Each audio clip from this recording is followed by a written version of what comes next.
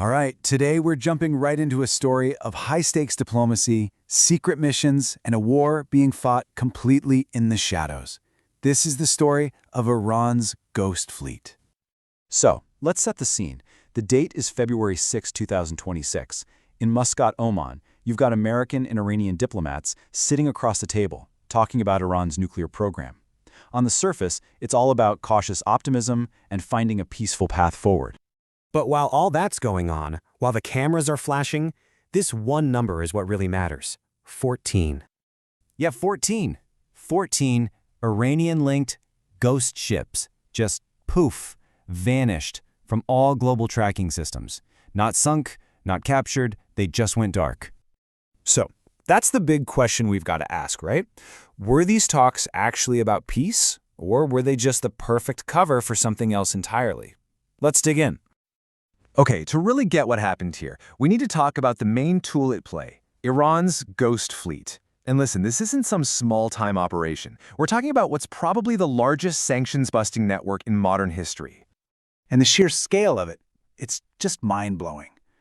The group united against nuclear Iran has been tracking this, and they're not talking about a few dozen ships. No, they've identified 542 vessels, 542, all part of this massive, coordinated shell game. So, you might be wondering, how in the world does a ship the size of a skyscraper just disappear? Well, the main trick is called AIS spoofing. Think about it like this. Every big ship has this thing called an automatic identification system, or AIS. It's basically like air traffic control for the seas.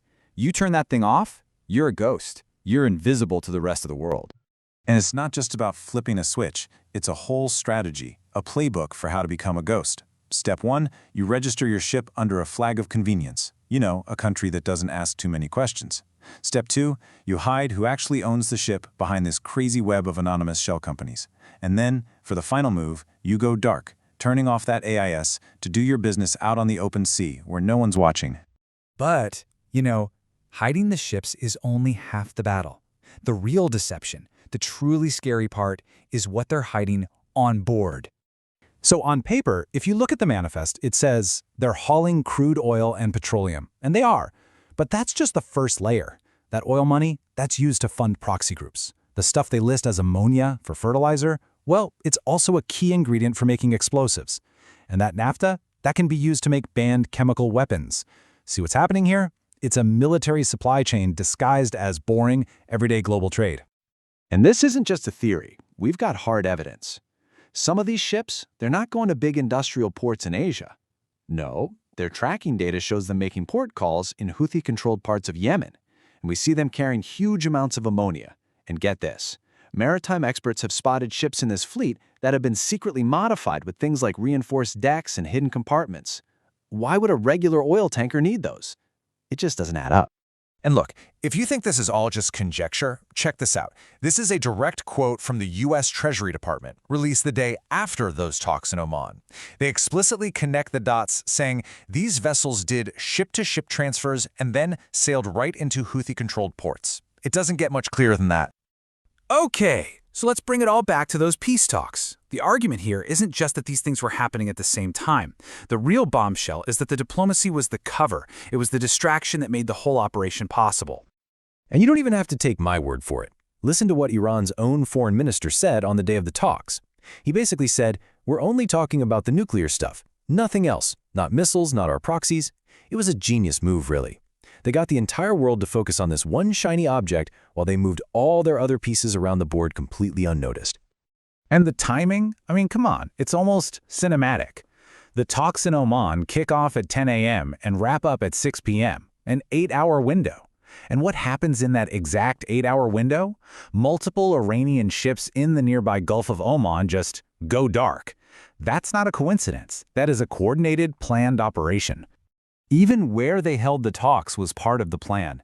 The U.S. wanted to meet in Turkey, right? A NATO ally with all sorts of high-tech surveillance. But Iran pushed hard for Oman. Why? Because it has way less oversight of the nearby shipping lanes.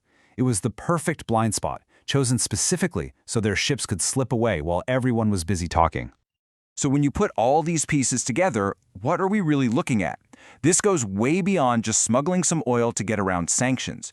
What we're seeing is a completely new playbook for modern warfare. It's how you fight a war without ever actually fighting.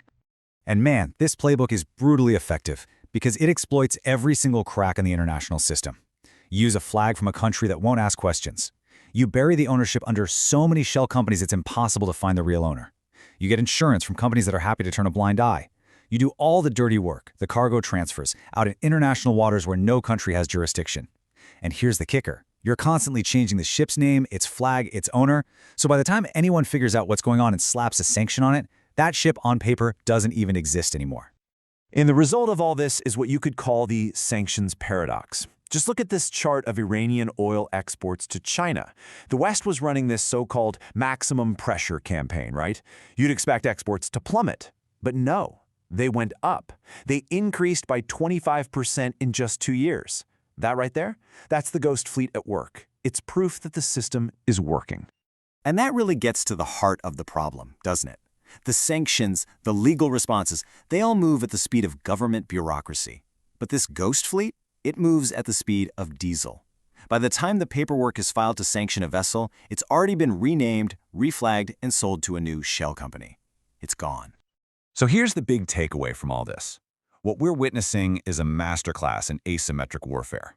See, Iran knows it can't go head-to-head with the US Navy, so it doesn't even try. Instead, it operates just below the level that would trigger a real military fight. It's not attacking military weaknesses, it's exploiting legal loopholes. Every single action is wrapped in plausible deniability. It lets them fund and arm their proxies to fight their wars for them, and they do it by turning the very system of global trade into a weapon against their enemies. And that leaves us with a really tough final question. I mean, think about it. You can't just bomb a fleet you can't even see. You can't blockade ships that aren't telling you where they are. So how do you fight an enemy that has literally mastered the art of becoming invisible? How do you sanction a ghost?